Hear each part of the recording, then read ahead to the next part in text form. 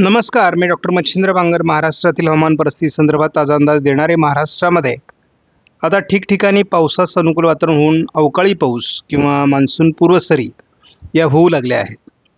त्यातच आपण बघतो की बंगालच्या उपसागरामध्ये वातावरण मोठ्या प्रमाणात बदलत आहे. या ठिकाणी एक वादळी परिस्थिती निर्माण होण्याचा देखील अंदाज आहे. उत्तर भारतात एक WD सक्रिय आहे. दक्षिण भारतात खास करून केरळ, कर्नाटक, थोडं महाराष्ट्राच्या म्हणजे आज खास करून जे वातावरण आहे ते बीड, परभणी, त्यानंतर लातूर, धाराशिव, सोलापूर या काही भागात किंवा अगदी थोडं रत्नागिरी, सिंधुदुर्ग, कोल्हापूरच्याही भागामध्ये ढगाळ वातावरण आहे. म्हणजे एक दक्षिणेला महाराष्ट्राच्या वातावरण तयार होतं आहे विरळ स्वरूपामध्ये.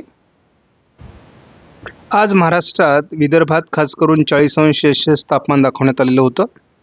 मात्र कोकण किनारपट्टीला सध्या ढग जमा होत असून या ठिकाणी आर्द्रता वाढली आहे आणि या ठिकाणी उष्णतामान काही प्रमाणात उतरलं आहे. आपण बघतो की उद्या देखील मराठवाडा विदर्भात उष्णतेची लाट आहे. सातत्याने 30 तारखेला त्याचा प्रभाव राहणार आहे. महाराष्ट्रात 31 तारखेलाही उष्णतेची लाट राहील. थोडं पावसाळी वातावरण 1 तारखेपासून होत असल्यामुळे मध्य महाराष्ट्र, पश्चिम महाराष्ट्र, उत्तर महाराष्ट्र, कोकण असं थोडं वातावरण कमी होईल. महाराष्ट्रातील पावसाळी वातावरणामुळे थोडं उष्णतामानही कमी होईल पूर्व विदर्भाचा अपवाद वगळता.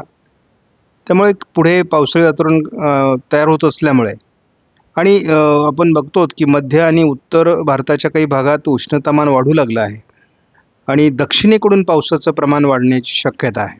या पार्श्वभूमीवर हवामान बदलत आहे. आपण GFS मॉडेलचा जर अंदाज घेतला तर या ठिकाणी स्पष्टपणे उत्तर भारतात एक WD आहे. केरळच्या दरम्यान पावसाळी वातावरण दाखवलं जात आहे. पुढे तीच परिस्थिती थोड्याफार फरकाने 29ला आहे. 2 तारखेला महाराष्ट्रामध्ये वातावरण बदलण्याची शक्यता आहे. 3 तारखेला हे वातावरण पावसास अनुकूल राहील.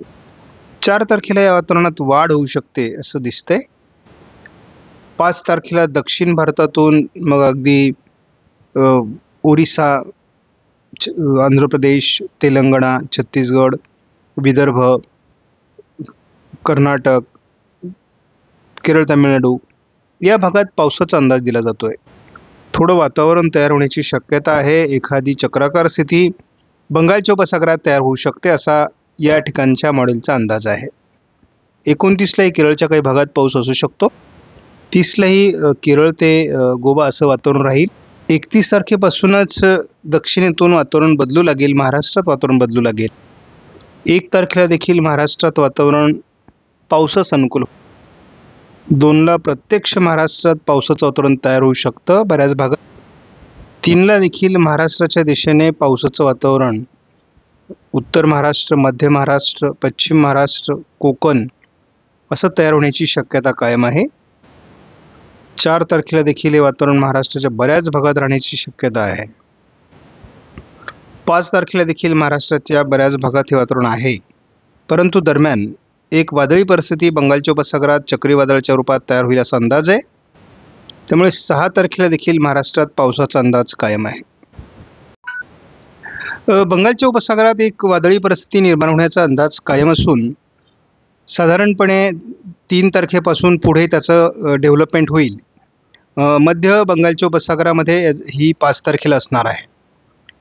आपण मुद्दाम याची अपडेट सुरुवातीला घेतो कारण याची सुरुवातीला जेव्हा वादळं निर्माण होतात तेव्हा ते दिशा भरकटण्याची शक्यता असते. कधी तर ते उलटे फिरतात तर कधी ते बांगलादेशच्या दिशेने उत्तरेला सरकून जातात.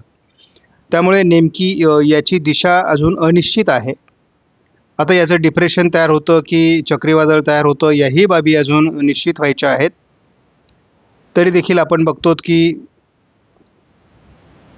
जवळपास 993 हेक्टापास्कलचा या वादळी परिस्थितीचा प्रभाव आहे. आपण सकाळचा व्हिडिओ आणि आत्ताचा व्हिडिओ जर दोन्ही बघितले तर आपल्या लक्षात येईल की या वातावरणात सारखा बदल होतोय. आता हे बीड, लातूर, अहिल्यानगर, पुणे, सातारा, सोलापूर किंवा सांगली, रत्नागिरी या भागावर म्हणजे कोल्हापूर आणि रत्नागिरी, सिंधुदुर्गमध्ये याचा प्रभाव अजूनही दाखवला जातोय. मात्र याच्यात वाढही होऊ शकते किंवा घटही होऊ शकते. आपण बघतो की अजूनही पश्चिम महाराष्ट्रामध्ये खास करून सोलापूर, सातारा, सांगली, कोल्हापूर, रत्नागिरी, सिंधुदुर्ग भागामध्ये अगदी लातूरपर्यंत पावसाळी परिस्थिती निर्माण होऊ शकते आणि उद्या 28 तारखेपासून ढगाळ परिस्थिती महाराष्ट्रामध्ये वाढणार आहे. अगदी प्रत्येक दिवशी ही ढगाळ परिस्थिती असणार आहे. यातून काही ठिकाणी अवकाळी पावसाचा अंदाज कायम आहे. त्यामुळे महाराष्ट्रात आता अवकाळी पावसाला उद्यापासून सुरुवात होते. ठिकठिकाणी भाग बदलत हा पाऊस पडणार आहे. त्यामुळे सर्वांनी आपलं नुकसान कसं होणार नाही किंवा नुकसान कसं टाळता येईल ते बघा. काढलेली कांदे झाकून ठेवण्याची व्यवस्था करा. गहू, ज्वारी ही तत्सम पिकं जी असतील याचंही नुकसान होणार नाही याची काळजी घ्या. कारण शेवटी आता हा पाऊस सुरू होणार आहे आणि याचं बराच मोठा कालावधी पुढे आहे. जवळपास 6-7 तारखेपर्यंत हे वातावरण राहणार आहे. पुढे पुढे 1, 2, 3 तारखेनंतर तर याचं प्रमाण अधिक वाढण्याची शक्यता आहे. म्हणजे आपण अगदी 1 तारखेपासून ह्या वातावरणात जोरदार अशा प्रकारचा प्रभाव निर्माण होण्याचा अंदाज आपण यापूर्वी व्यक्त केलेला आहे. मात्र हे वातावरण सारखं बदलते आणि त्या दृष्टीने अजून काय काय याच्यात बदल होतील हेही आपण बघत राहणार आहोत. मुख्य प्रभाव याचा 2-3 तारखेपासून सुरू होतो आणि ते जवळपास 5-6 तारखेपर्यंत पुढे राहतो. आपण बघतो की